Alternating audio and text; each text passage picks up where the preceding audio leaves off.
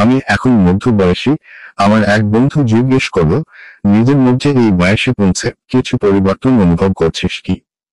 আমি উত্তর দিয়েছিলাম, লোকের ভুল ত্রুটি দেখে তাকে শুধরে দেবার জন্য আগের মতন আর প্রাণপণ লড়াই শুরু করি না, কারণ আমি বুঝতে শিখে গেছি সারা পৃথিবীর লোকের শোধরানোর দায় আমার নয়, বরং আমাকে শোধরানোর দায় আমার। আমার মনের শান্তি আমার কাছে অনেক বেশি দামি।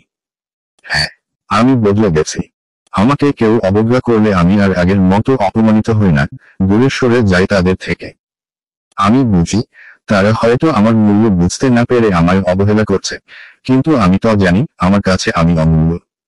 এখন আর নিজের ইগোকে আঁকড়ে ধরে থাকি না। বুঝে গেছি, ইগো মানুষকে একাকিত্বের দিকে ঠেলে দেয়, বরং এটি ছেড়ে দিলে সম্পর্কগুলো সুন্দর হয়ে ওঠে। প্রতিটি দিনকে জীবনের শেষ দিন মনে করে বাঁচি। ভিডিওটি ভালো লাগলেই লাইক করুন এবং উপকৃত হলে চ্যানেলটি সাবস্ক্রাইব করে বেল বাটনটি অন করে দিন। ধন্যবাদ।